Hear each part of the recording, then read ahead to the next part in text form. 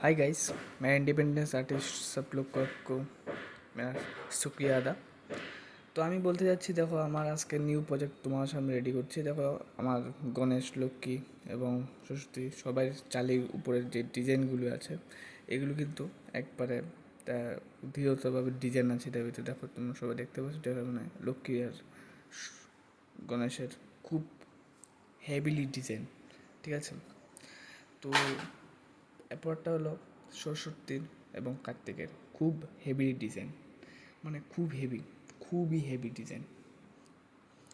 এরপর তো মা দুর্গার উপরে মহাদেব দেখতেই পাচ্ছ তোমরা সবাই। এদিকে উপরে ওম লেখা আছে, খুব খুব মানে নিখুঁত ডিজাইন।